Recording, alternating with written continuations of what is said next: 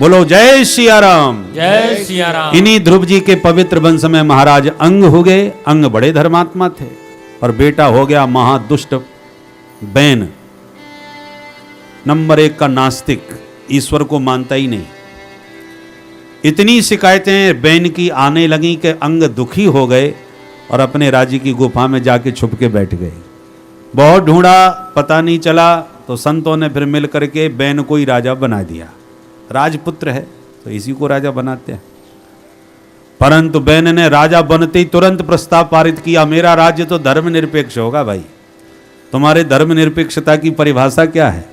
बोले न यष्टव्यम न दातव्यम न होतव्यम तुजा क्वचित इतिन्यवार्यत धर्मम भैरी घोषेण सर्वशः। अर्थात मेरे राज्य में यज्ञ नहीं हो सकता, मेरे राज्य में संतों के भंडारे, विप्र भोजन, ये सब बंद करो, बकवास है सब, क्योंकि ईश्वर कुछ है ही नहीं, राजा ही ईश्वर होता है, इसलिए हमारी पूजा करो। अब महात्माओं का मूड खराब हुआ, इसने तो हमारे सारे भंडारे बंद करवा दिए। सत्याग्रह किया, संतों ने मिलकर के समझाने का प्रयास किया बैन को, देखिए राजन आप गड़बड़ न कीजिए, आप स्वयं कुछ करते नहीं और जो करते हैं उन पर प्रतिबंध लगा दिए। सो महात्माओं पर ही नाराज होके बोला, को यज्ञ पुरुषो नाम यत्र वो भक्ति रीदृशी। बोलो किसने देखा है ईश्वर? जो दिखाई नहीं पड़ता उसकी उपासना करते हो, और मैं इतना बड़ा तुम्हारे सामने खड़ा हूं, मुझे में तुम्हें ईश्वर नजर नहीं आता? देहे भवंत नृपते सर्वदेव मयो नृपः। इंद्रादिक जितने देवता हैं सब राजा के रोम रोम में निवास करते हैं, इस राजा ही परमेश्वर होता है और दूसरा कोई परमेश्वर नहीं। बकवास। भगवान है तो बताओ कहां है? अब कुतर्कियों को समझाना बड़ा मुश्किल होता है, महात्मा लोग ही समझा सकते हैं। एक सज्जन बोले, सुनिए महात्मा, ये वैज्ञानिक युग है, कपोल कल्पनाओं पर हम लोग विश्वास नहीं करते, हम नई जमाने कंप्यूटर युग के बच्चे हैं।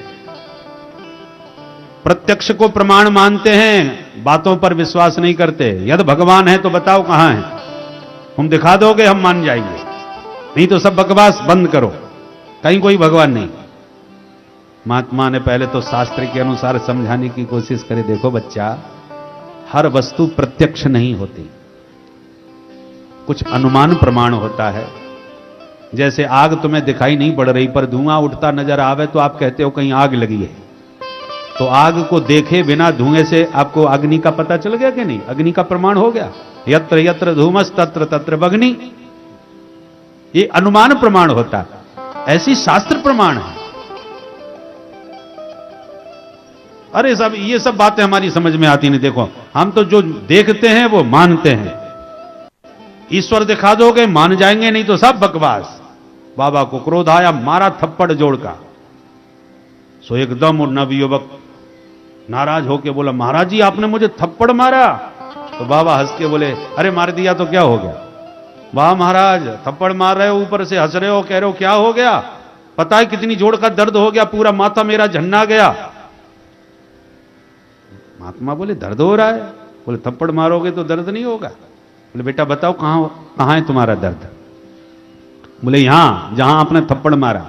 बोले बेटा ये तो गाल है तेरा, दर्द तो मुझे नहीं दिख रहा।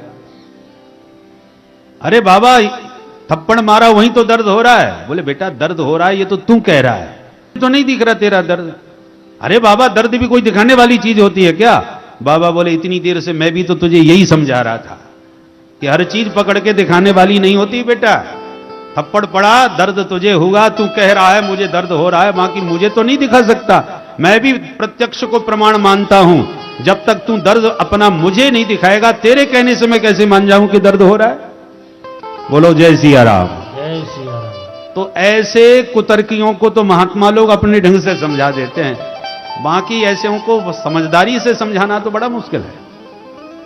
बड़ा कुतर्क बैन ने किया, महात्माओं ने प्यार से बहुत समझाया, समझ में नहीं आया तो क्रोध आ गया। हन्यताम ये सब पाप प्रकृति दारुण।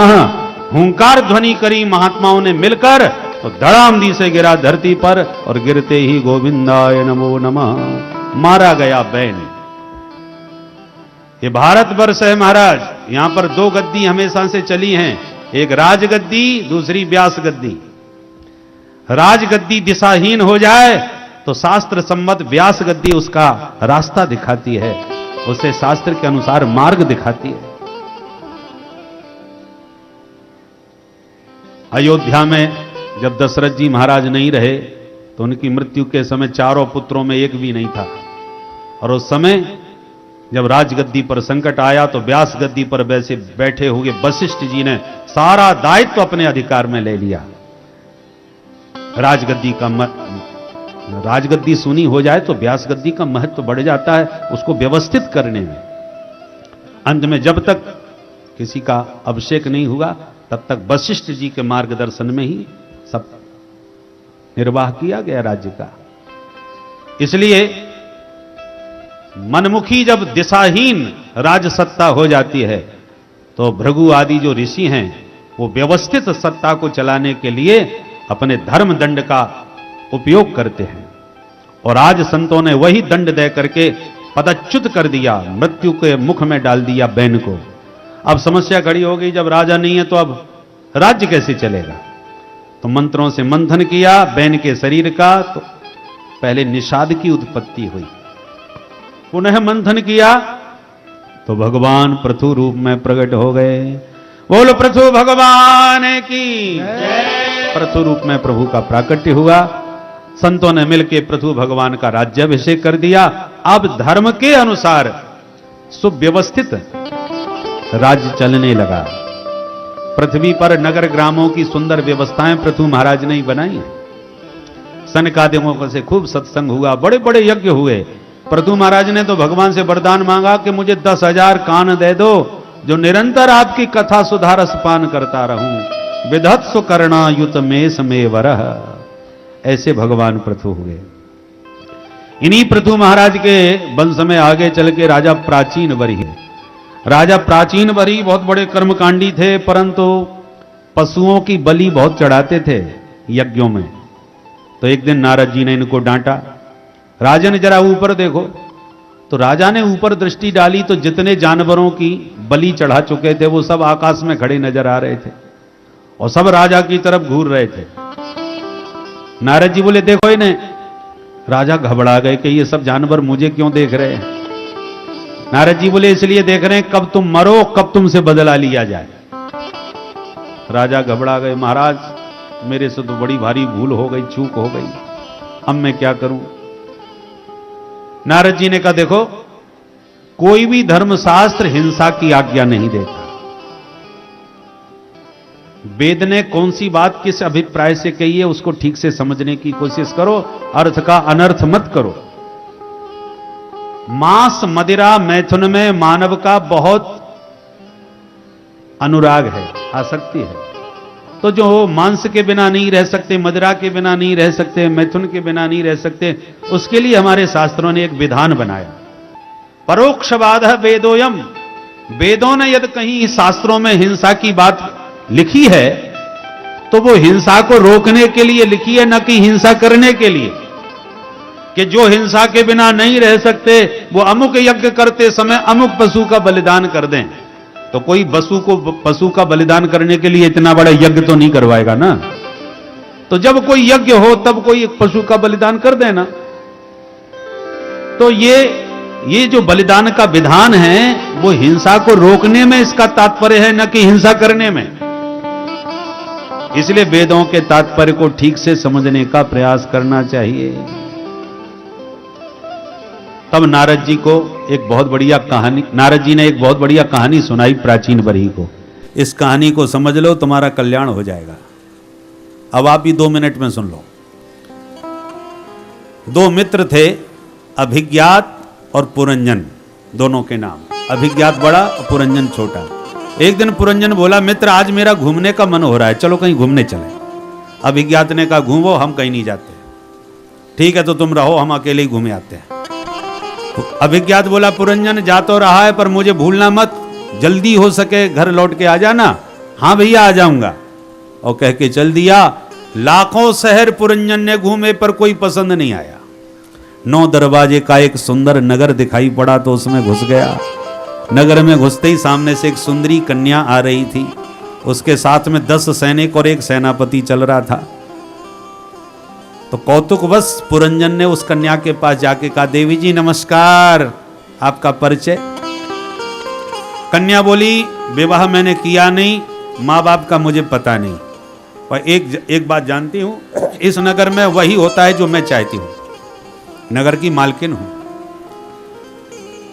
अकेली राज्य करती हूँ।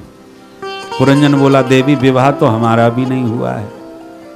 तो पुरंजनी खुश हो गई, दोनों की आंखें चार हो गई, और तुरंत चाई माई हो गई, तुरंत दोनों ने विवाह कर लिया। अब पुरंजन उसी पुरी का राजा बन करके राज्य करने लगा, किंतु पुरंजनी में इतना आसक्त हो गया कि पुरंजनी रोवे तो पुरंजन रोवे, पुरंजनी हंसे तो पुरंजन हंसे, पुरंजनी नाचे तो पुरंजन नाचे, ये हालत हो गई, कठपुतली बन के नाचने लगा। एक दिन एक जरा नाम की कन्या जो विवाह के लिए वर ढूंढ रही थी, पर जिससे विवाह की बात करे वो डर के भग जाए, इतनी खतरनाक उसकी सूरत थी कि जरा देवी से कोई शादी करने को तैयार नहीं। एक दिन जाके रोने लगी गंधर्वराज के पास कि भैया मेरी शादी नहीं हो रही, क्या करूं। गंधर्वराज ने कहा, देवी दुखी मत हो, हम तुम्हारे भैया हैं, तुम्हारी सहायता करेंगे, हम तुम्हें कुछ सैनिक दे रहे हैं। मेरे आधे सैनिक काले और आधे गोरे, मेरी सेना में लड़कियों की भी भर्ती है, लड़कियां सब काली हैं पर लड़के सब गोरे हैं, तो गोरे काले इन सैनिकों को लेके तुम जाओ और जो पुरुष भा जाए उसी से शादी रचाओ। शक्ति के सामने सब झुक जाते हैं। खुश हो गई जरा देवी, सारी सेना लेके चल दी। एक दिन उसने पुरंजन को देखा तो पसंद आ गए, सैनिकों से कहा पकड़ के लाओ, मैं इसी से शादी करूंगी। बस पुरंजन की पुरी पर हमला कर दिया सैनिकों ने। अब पुरंजन की नगरी के केवल 10-11 सैनिक, जितनी हिम्मत थी लड़े, लड़ते लड़ते सब शहीद हो गए। महलों में घुसकर सोते हुए पुरंजन को महलों से पकड़ लिया और जरा देवी के हवाले कर दिया। अब पुरंजन छाती पीट पीट के रोवे, हाय हाय मेरे बिना मेरी पुरंजनी कैसे रहेगी, वो मेरे बिना पानी तक नहीं पीती। हाय पुरंजनी करके छाती पीट के उसने प्राण त्याग दिए। मरते समय जिसको याद करोगे वही बनोगे। स्त्री को याद करके मरा तो अगले जन्म में स्त्री बन के पैदा हुआ। स्त्री बन के जब बड़ा हुआ तो इसका मलयध्वज राजा से विवाह हो गया, बच्चे भी हो गए। एक दिन मलयध्वज राजा चल बसे तो मलयध्वज को पति मान के सती होने के लिए चिता पर पुरंजन पतिव्रता के रूप में बैठ गया। ये तो रही कहानी पुरंजन की। अब पुराना मित्र अभिज्ञात, उसने सोचा मेरा मित्र भटक गया, चलो पकड़ के लाऊं, ढूंढ के लाऊं। तो पंडित बन के निकला अभिज्ञात और ढूंढते ढूंढते उसने देख लिया कि मेरा मित्र तो सती हो रहा है। आवाज लगाई, मित्र किसके साथ सत्ता हो रहे हो। पुरंजन नाराज होकर के बोला, तुम्हें शर्म नहीं आती, एक पतिव्रता नारी पति के साथ सती होने जा रही और तुम मेरे को मित्र बोलते हो। कौन हो तुम, मैंने तुम्हें कभी देखा ही नहीं, आज तक मैंने किसी पुरुष को मित्र बनाया नहीं, तू कौन है। अभिज्ञात हंसने लगा ताली बजा के, वाह भैया हमको भूल गए, हम तुम्हारे सखा अभिज्ञात, तुम घूमने के लिए निकले थे तभी हमने सावधान किया था मुझे भूलना मत, और आज तुम बिल्कुल भुला चुके मेरे को। याद करो उन दिनों को, बचपन की बातें याद दिलाई। पुरंजन ने बुद्धि पर दबाव डाला तो सब कुछ याद आ गया और पहचानते ही दोनों मित्र गले मिले, लौट के अपने घर चले गए और मस्ती से फिर दोबारा ज्यों के त्यों आनंद पूर्वक रहने लगे।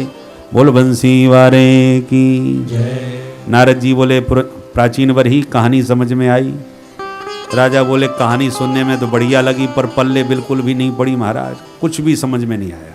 इस कहानी का हमसे क्या मतलब। नारद जी बोले, तो मतलब समझो। ये दो मित्र कौन हैं, जीवात्मा और परमात्मा। परमात्मा है अभिज्ञात, क्योंकि उन्हें वो सर्वज्ञ हैं, सब कुछ जानते हैं इसलिए अभिज्ञात हैं। और हम जीवात्मा है पुरंजन, पुरम जनयति, विविध पुरियों में बार बार जन्म लेते हैं इसलिए हम लोग पुरंजन हैं। किंतु जीवात्मा बोले, प्रभु हम संसार घूमना चाहते हैं। भगवान बोले, घूमो पर हमें मत भूलना। अरे सरकार आपको कैसे भूल सकते हैं, तो ठीक है जाओ। अब हम सब जीवात्मा इस जगत में घूमने के लिए आए। 84 लाख शहर देखे पर कोई पसंद नहीं आया एक को छोड़कर। 84 लाख शहर कौन है, 84 लाख शरीर, जीव जंतु कीट पतंग। पर सबसे सुंदर 9 दरवाजे का नगर मनुष्य शरीर है। ये 9 दरवाजे की नगरी बहुत पसंद आ गई। नगर में घुसते ही इस नगर की स्वामिनी से शादी कर ली। कौन है? मति, बुद्धि। ये मति हमारी श्रीमती बन गई, इससे शादी हो गई। इस नगर में 10 सैनिक हैं, 5 ज्ञानेंद्रियां, 5 कर्मेंद्रियां, और एक सेनापति है। सेनापति है मनीराम जी महाराज, मन इंद्रियों का सेनापति है। सेनापति के सामने ही सैनिक काम करते हैं। आप बैठ के कथा सुन रहे हो, कान से कथा सुनोगे, और मनीराम जी चले गए दुकान का हिसाब करने के लिए। उससे आज इतना रुपया लेना था और वो आज लौट ना जाए तो अब चला जाए कि कथा सुना जाए। माने मनीराम जी उधर हिसाब लगा रहे हैं, तो आप सुनते रहो कथा, पल्ले कुछ नहीं पड़ेगी कि कथा क्या हो रही है। कान कथा सुनते हुए भी अनसुनी कर रहेंगे, क्योंकि मनीराम जी बाहर घूम रहे हैं। इसलिए मन रूपी सेनापति के बिना इंद्रिय रूपी सैनिक काम नहीं करते। अब पुरंजन रोब है, पुरंजनी रोप है तो पुरंजन रोब है। इसका क्या मतलब? बुद्धि जो कहती है हम वही करते हैं। बुद्धि ने कहा कि भजन हो रहा है, चलो नाच लिया जाए, तो आप नाचने लगे। बुद्धि ने कहा कोई नहीं नाच रहा तो हम ही क्यों नाचें, अच्छा नहीं लगेगा, तो चुपचाप बैठे रह गए। बुद्धि ने कहा कथा हो रही, चलो सुने आप हैं, तो सुनने आ गए। बुद्धि ने कहा कथा तो होती रहती है, चलो अपना काम करो, तो नहीं आए। बुद्धि जो कहती है आप वही करते हैं। यही है पुरंजनी के इशारे पर पुरंजन का नाचना, गाना, सोना। ये तो रही शहर की व्यवस्था। अब ये जरा देवी जी कौन है जिनसे कोई विवाह करना पसंद नहीं करता? बोले उसका नाम है वृद्धावस्था। बुढ़ापे को कोई अपनाना नहीं चाहता। वृद्धावस्था ने चंडवेग से सहयोग मांगा। चंडवेग कौन है? काल भगवान। काल ने सहयोग दिया। किस बात का? काले और गोरे सैनिक। गोरे सैनिक हैं दिन, और काली गंधर्वियां हैं रात्रियां। रात काली होती है, दिन गोरे होते हैं। तो दिन और रात रूपी काले गोरे सैनिकों का सहयोग लेकर के पुरंजन रूपी इस मानवपुरी पर हमला कर दिया जरा देवी जी ने। बुढ़ापे ने हमला कर दिया, और पुरंजन महलों में सो रहे, उन्हें खबर ही नहीं कि हमारे नगर पर हमला हो गया। अरे भाई, हमको भी कहां खबर लगी कि बुढ़ापे ने कब आक्रमण कर दिया। आपको जीवन की बहुत सी तारीखें याद होंगी। फलानी तारीख में पैदा हुए, फलानी तारीख में शादी करी, अमुक तारीख में नौकरी प्रारंभ करी। पर कोई बुढ़े से पूछे कि बाबा तुम किस तारीख में बुढ़े हुए, कोई बता सकता है? बुढ़े सब होते हैं, और बुढ़ापे की तारीख कोई नहीं कह सकता कि अमुक तारीख से हम बुढ़े हो गए। धीरे धीरे बुढ़ापा हमला करके शहर में कब आक्रमण करके ये आतंकवादी घुस जाते हैं पता ही नहीं चलता। सैनिक शहीद होते जा रहे हैं और आतंकवादी शहर में घुसते जा रहे हैं। मतलब आंखों से दिखना बंद। हमारा एक सैनिक हो गया शहीद, अब तो कान से भी कुछ सुनाई नहीं पड़ता महाराज। दूसरा भी गया, अब तो पैरों से भी चलते नहीं बनता, या तीसरा भी गया। ऐसे जो शरीर के रक्षक सैनिक हैं, ये बुढ़ापे के आक्रमण से शहीद हो रहे हैं, और जरा देवी पूरा हमला करके हमको अपना गुलाम बना लेती है। और इसी प्रकार पुनरपि जननम पुनरपि मरणम पुनरपि जननी जठरे शयनम, ये संसार के चक्र में घूम रहे हैं, भवाटिबी में भटक रहे हैं। तब अंत में अभिज्ञात ही भेष बदल के आया और पुरंजन को समझा के ज्ञान करा के अपने घर वापस ले गया। उसी प्रकार गुरु साक्षात परब्रह्म, वो परमात्मा रूपी सका संत सदगुरु के स्वरूप में पधारते हैं और जीव को आत्मबोध कराते हैं। माया के हो पुजारी, आगे की कुछ खबर है? इस घर से और बढ़कर एक दूसरा भी घर है। एक परमानेंट घर होता है। हमसे कोई पूछे आप कहाँ रह रहे हो, तो हम कहेंगे साहब विश्राम गृह में रह रहे हैं देवसर के। तो आप यहीं के रहने वाले हो? तब कहेंगे नहीं नहीं भाई, रहने वाले तो वृंदावन धाम के, परमानेंट हमारा वृंदावन में निवास है, आजकल हम यहाँ रह रहे हैं। उसी प्रकार आप शर्मा जी, वर्मा जी, गुप्ता जी जो भी हैं 50 साल से हैं, और 50 साल तक ये शर्मा वर्मा बन के घूमते रहोगे। पर तुम 50 साल के पहले भी थे और 50 साल के बाद भी रहोगे। वो परिचय तुम्हारा क्या है? परिचय तो बदलते रहते हैं। हम लोगों की कथाएं चलती रहती हैं, पहले कहीं थे अब कहीं हैं, आगे कहीं जाएंगे। तो ये पते बदलते रहते हैं, पर परमानेंट स्थायी पता एक ही होता है भाई। उसी पर से कब ये 84 लाख शरीरों में जाकर के सारे पते बदल जाते हैं। पहले कुछ थे, अब कुछ हैं, आगे कुछ और बनेंगे। पर परमानेंट जीव का पता यही है, ईश्वर अंश जीव अविनाशी, चेतन अमल सहज सुख राशि। हम परम पिता परमात्मा के पुत्र हैं, अमृतस्य पुत्रा। परमात्मा ही सदगुरु के रूप में स्वरूप बोध करा के हमें इस प्रपंच से वापस ले जाता है। देखो महाकुंभ का मेला लगता है कि नहीं? बस अब महाकुंभ लगने वाला है तीर्थराज प्रयाग में अब की बार। तो कुंभ में करोड़ों लोग आते हैं, कोई किसी बाड़े में, कोई किसी के आश्रम में रुकते हैं, कुंभ नहाए धोए काम मेला घूमे, अंत में लौट के अपने बोरिया बिस्तर बांध के अपने घर परमानेंट। मेला तंबू उखड़ गए कुंभ के। मेला परमानेंट नहीं होता, मेला लगाया जाता है, बाद में उखड़ जाता है। ऐसे ये संसार जैसा दिख रहा है हमेशा नहीं रहेगा। ये तो मेला के तंबू हैं, कभी भी उखड़ सकते हैं। तो ये संसार में सब चलायमान है, परमानेंट कोई नहीं रह सकता। यह ज्ञान पुरंजनोपाख्यान के द्वारा नारद जी ने किया प्रदान, और इससे प्राचीन वही का उद्धार हो गया। 10 बेटा प्रचेतागण हुए, उनको भी नारद जी ने उपदेश दे करके मुक्त किया। अब पंचम स्कंद में प्रियव्रत का चरित्र है, जिसने अपने प्रताप से पृथ्वी में 7 द्वीप और 7 समुद्रों की रचना कर दी। सबसे पहला जम्बूद्वीप, जम्बूद्वीप राजा आग्नेन्द्र, आग्नेन्द्र के 9 बेटा हो गए, तो 9 खंड हो गए जम्बूद्वीप के। इसमें प्रथम खंड है अजनाब खंड, इसके राजा बने नाभि, नाभि के बेटा हुए साक्षात भगवान ऋषभदेव जी महाराज। बोले ऋषभ भगवान की जय। ऋषभदेव जी ने जयंती से विवाह करके 100 पुत्रों को जन्म दिया, जिनमें सबसे बड़े बेटे का नाम भरत था, जिस भरत के नाम से इस अजनाब खंड का नाम हो गया भारतवर्ष।